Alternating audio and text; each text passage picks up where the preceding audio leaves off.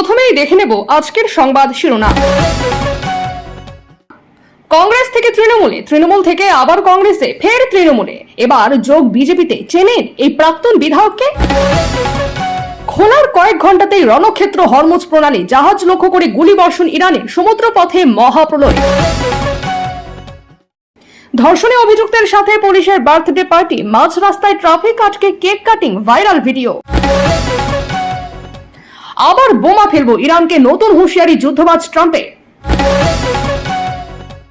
নতুন 7 লক্ষ নাম যুক্ত হলো ভোটার লিস্টে, মোট ভোটার কমে দাঁড়ালো 6.8 কোটি। খোলার কয়েক ঘন্টাতেই রণক্ষেত্র হরমুজ প্রণালী, জাহাজ লক্ষ্য করে গুলিবর্ষণ ইরানের, সমুদ্র পথে মহাপ্রলয়।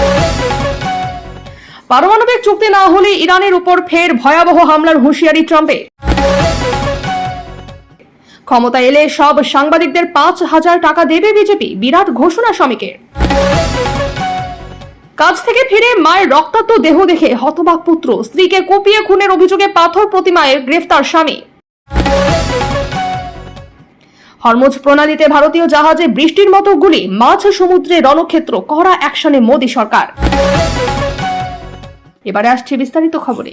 ভোটের পারদ চড়ছে রাজ্য জুড়ে, লালমাটির জেলা পুরুলিয়াও তার ব্যতিক্রম নয়। আর সেই উত্তাপের মাঝেই জেলায় শাসক দল তৃণমূল কংগ্রেসে বড় ভাঙন ধরিয়ে দিল গেরুয়া শিবির। প্রধানমন্ত্রী নরেন্দ্র মোদীর আসন্ন জনসভার ঠিক আগেই তৃণমূল ছেড়ে বিজেপিতে যোগ দিলেন জেলার একাধিক হেভিওয়েট নেতা ও প্রাক্তন পদাধিকারীরা। এই দলবদল জেলার রাজনৈতিক সমীকরণে বড়সড় পরিবর্তন আনতে পারে বলে মনে করছে ওয়াকিবহাল মহল। কারা ছাড়লেন শাসক দল? শনিবার পুরুলিয়ার বিজেপি সাংসদ কার্যালয়ে এক বর্ণাঢ্য অনুষ্ঠানের মাধ্যমে তৃণমূলের এক ঝাঁক অভিজ্ঞ নেতা বিজেপির পতাকা হাতে তুলে নেন।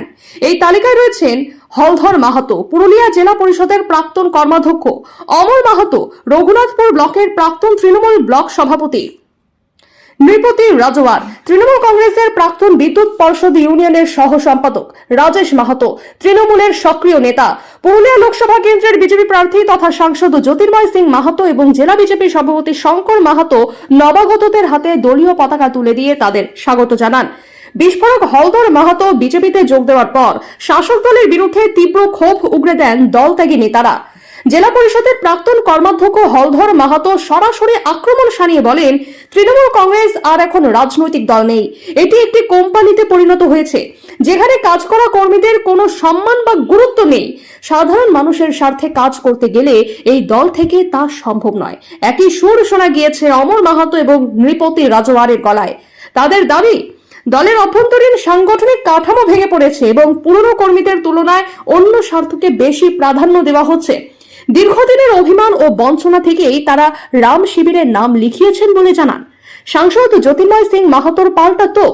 যোগদান মেলায় উপস্থিত থেকে সাংসদ জ্যোতির্ময় সিং মাহাতো তৃণমূলকে এক হাত নেন। তিনি বলেন, তৃণমূলের অন্তরে এখন দম বন্ধ করা পরিবেশ।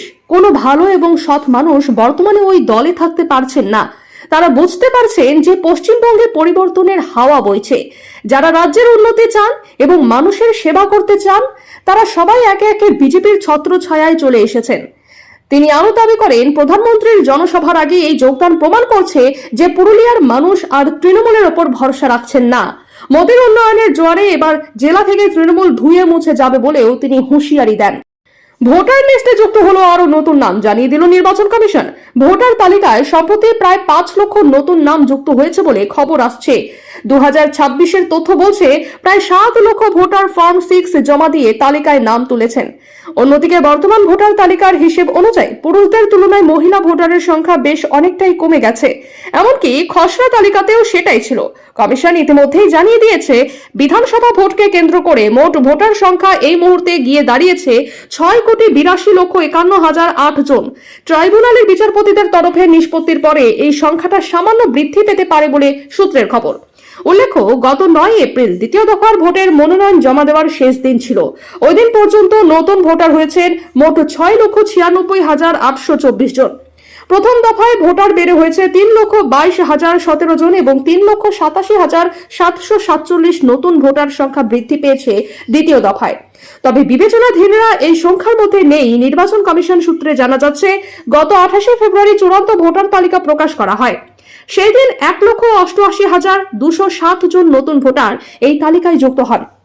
অর্থাৎ গত এক মাসে আরো প্রায় 5 লক্ষ নতুন নাম যুক্ত হয়েছে ভোটার লিস্টে। সবচেয়ে বেশি নাম উঠেছে উত্তর চব্বিশ পরগনা, হাওড়া, হুগলি, কলকাতা এবং পূর্ব মেদিনীপুরে। উত্তর চব্বিশ পরগনা জেলা থেকেই প্রায় 71,000-এর বেশি নাম উঠেছে। পাশাপাশি প্রায় 44,000 নতুন নাম ভোটার তালিকায় যুক্ত হয়েছে এই কলকাতায়। কমিশন সূত্রে খবর, এইসব ভোটারদের বেশিরভাগই হলেন নতুন। এছাড়া খসড়া এবং চূড়ান্ত তালিকা থেকে বাদ পড়া ভোটাররাও রয়েছেন এই তালিকায়। তবে বিবেচনাধীনরা এই সংখ্যার মধ্যে নেই। খোলার কয়েক ঘন্টার মধ্যেই ফের বন্ধ হয়ে গেল বিশ্বের সবচেয়ে গুরুত্বপূর্ণ বাণিজ্যিক জলপথ হরমুজ প্রণালী। শনিবার বিকেলে হরমুজ দিয়ে যাওয়ার সময় একাধিক বাণিজ্যিক জাহাজ লক্ষ্য করে ইরানের নৌবাহিনী গুলি চালিয়েছে বলে খবর পাওয়া গেছে। এর ফলে আবারও বিশ্বজুড়ে জ্বালানি ও বাণিজ্যিক পণ্য সরবরাহে বড় সংকটের মেঘ ঘনিয়ে এলো। মাঝ সমুদ্রে গুলিবর্ষণ, কি ঘটেছিল? সূত্রের খবর, শনিবার দুপুরে ইরান সরকার ঘোষণা করেছিল যে দীর্ঘ 40 দিন পর হরমুজ প্রণালী সমস্ত বাণিজ্যিক জাহাজের জন্য খুলে দেওয়া হচ্ছে। কিন্তু সেই স্বস্তি স্থায়ী হলো না। আচমকা হামলা। বিকেলে প্রণালীর কেশম ও লারাক দ্বীপের মাঝামাঝি এলাকায় দুটি মার্চেন্ট ভেসেল ও একটি কন্টেইনার জাহাজকে লক্ষ্য করে এলোপাথারি গুলি বর্ষণ করে ইরানি নৌবাহিনী। ইউটার্ন নিল যুদ্ধ জাহাজ ইউটার্ন নিল জাহাজ। প্রাণ ভয়ে জাহাজগুলো তৎক্ষণাৎ মাঝপথ থেকে ফিরে আসতে বাধ্য হয়। সমুদ্রের মাঝখানেই চরম আতঙ্ক ছড়িয়ে পড়ে নাবিকদের মধ্যে। কেন ফের বন্ধ হলো হরমুজ? ইরানের নৌবাহিনীর পক্ষ থেকে রেডিও বার্তায় সাফ জানানো হয়েছে, মার্কিন সরকার তাদের দেওয়া প্রতিশ্রুতি রক্ষা না করায় ইরান আবারও এই জলপথ বন্ধ করার সিদ্ধান্ত নিয়েছে। তাদের হুঙ্কার, এখন থেকে কোনো দেশের কোনো ভেসেল এই প্রণালী পার করতে পারবে না। চরম সংকটে বিশ্ব অর্থনীতি টানা 7 সপ্তাহ ধরে চলা আমেরিকা ইরান যুদ্ধের জেরে এই জলপথ বন্ধ থাকায় বিশ্বজুড়ে জ্বালানি তেলের দাম আকাশচুম্বী হয়েছে। এলপিজি সংকট, ভারতের মতো দেশগুলোতে রান্নার গ্যাসের সরবরাহ মারাত্মকভাবে ব্যাহত হচ্ছে। বাণিজ্যিক ক্ষতি, হরমুজ প্রণালী দিয়ে প্রতিদিনের বিশ্বের প্রায় 1/5 তেল ও গ্যাস সরবরাহ হয়। এটি ফের বন্ধ হওয়ায় আন্তর্জাতিক বাজারে হাহাকার শুরু হওয়ার আশঙ্কা তৈরি হয়েছে। স্ত্রীকে কুপিয়ে খুনের অভিযোগে গ্রেফতার স্বামী। শনিবার এই ঘটনাকে কেন্দ্র করে শোরগোল দক্ষিণ চব্বিশ পরগনার পাথর প্রতিমার দক্ষিণ দুর্গাপুর এলাকায়। যদিও মৃতার পুত্র জানান বাবা মাকে খুন করেছে কিনা সে বিষয়ে নিশ্চিত নয় সে। পারিবারিক অশান্তির জেরে স্ত্রীকে খুন করার অভিযোগ উঠল স্বামীর বিরুদ্ধে। মৃত গৃহবধূর নাম অনুপমা হালদার। মৃতার নাম অনুপমা হালদার। পুলিশ সূত্রে খবর, প্রায় 22 বছর আগে অনুপ হালদারের সঙ্গে তার বিয়ে হয়। দম্পতির 20 বছরের এক পুত্র রয়েছেন। ছোটখাটো কাজ করেন তিনি। শুক্রবার কর্মক্ষেত্রে থাকার সময় খবর পান তার মা খুন হয়েছে। কিন্তু কিভাবে হলো, কে খুন করলেন, কেউ এ নিয়ে কিছুই জানানি যুবককে। পুলিশ জানতে পেরেছে, শুক্রবার রাতে দম্পতির অশান্তি চরমে পৌঁছয়। সেই সময় অনুপ স্ত্রীকে ধারালো অস্ত্র দিয়ে কোপান। অনুপ পরিযায়ী শ্রমিক। অনুপমা পুত্রকে নিয়ে বাপের বাড়িতেই বেশি থাকতেন। কয়েক মাস আগে শ্বশুর বাড়িতে ফেরেন। তখন থেকে স্বামী স্ত্রীর অশান্তি চলছিল। মাকে হারিয়ে হতভম্ব পুত্র বলেন, আমি কাজে ছিলাম। এক প্রতিবেশী ফোন করে বলল, তোর মাকে কুপিয়ে কুপিয়ে খুন করেছে। কে খুন করেছে কিছু বলেনি। আমাকে কাজের জায়গায় দাদারা বাইকে নিয়ে ছেড়ে দিয়ে গিয়েছে। কি হলো কিছুই বুঝতে পারছে না।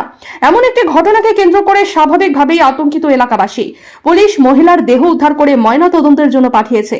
অভিযুক্ত হিসেবে স্বামীকে গ্রেফতার করেছে। ঠিক কি থেকে এমন ঘটনা ঘটলো তা খতিয়ে দেখছে পুলিশ। ফের যুদ্ধবিরতি নিয়ে বড় হুঁশিয়ারি দিলেন মার্কিন প্রেসিডেন্ট ডোনাল্ড ট্রাম্প। জানিয়ে দিলেন, আগামী বুধবারের মধ্যে যদি শান্তি চুক্তি না হয় তাহলে ফের তেহরানে বোমা ফেলবে মার্কিন বায়ুসেনা। যার অর্থ তিনি পরিষ্কার করে দিলেন, ফের মধ্যপ্রাচ্যে যুদ্ধের দামামা বাজাতে চলেছে আমেরিকা। শুক্রবার মার্কিন বায়ুসেনার বিমানে অ্যারিজোনা থেকে ওয়াশিংটনে ফেরার সময় সাংবাদিকদের সঙ্গে কথা বলছিলেন ট্রাম্প। তখনই তাকে বলতে শোনা যায়, সম্ভবত আমি এটাকে আরো সম্প্রসারিত করতে চাইব না এবং ইরানের বন্দর যেমন থমকেই আছে তেমনই রাখা হবে। যদিও সেটাই থাকে তাহলে আমরা বোমা ফেলা শুরু করব আবার। ডোনাল্ড ট্রাম্পের হুঁশিয়ারি, বুধবারের মধ্যে যদি শান্তি চুক্তি না হয় তাহলে ফের তেহরানে বোমা ফেলবে মার্কিন বায়ুসেনা। যার অর্থ তিনি পরিষ্কার করে দিলেন, ফের মধ্যপ্রাচ্যে যুদ্ধের দামামা বাজাতে চলেছে আমেরিকা। আগামী 21 এপ্রিল শেষ হচ্ছে সাময়িক যুদ্ধবিরতির মেয়াদ। তার আগের দিন অর্থাৎ 20 এপ্রিল ইসলামাবাদে শান্তি বৈঠক হবে বলে ইরানের এক আধিকারিক জানিয়েছেন। ভোটের উত্তাপ যত বাড়ছে ততই বাড়ছে প্রতিশ্রুতির ঝড়। বিভিন্ন শ্রেণীর মানুষের মন জিততে রাজনৈতিক দলগুলির তরফে একের পর এক ঘোষণা সামনে আসছে। সাংবাদিকতা করতে করতেই কোনো সাংবাদিকের রাজনৈতিক দলের সঙ্গে ঘনিষ্ঠ হয়ে ওঠা, এমনকি পরবর্তীতে সরাসরি রাজনীতিতে যোগ দেওয়ার নজির রয়েছে। শনিবার শ্রমিক ভট্টাচার্য জানান, বিজেপি ক্ষমতা এলে কোনো যোগ্য সাংবাদিকদের জন্য মাসিক 5,000 টাকার ভাতার ব্যবস্থা করা হবে। তিনি জানান, বিজেপি সাংবাদিকদের জন্য সামাজিক সুরক্ষার কথা ভাবছে। এই প্রসঙ্গে তিনি বলেন, বহু সাংবাদিক অত্যন্ত প্রতিকূল এবং আর্থিক অনটনের মধ্যে কাজ করছেন। তাদের সামাজিক সুরক্ষা দেওয়া আমাদের দায়িত্ব। আমরা ক্ষমতা এলে পক্ষপাতিত্ব ছাড়াই সাংবাদিকদের এই ভাতা দেব।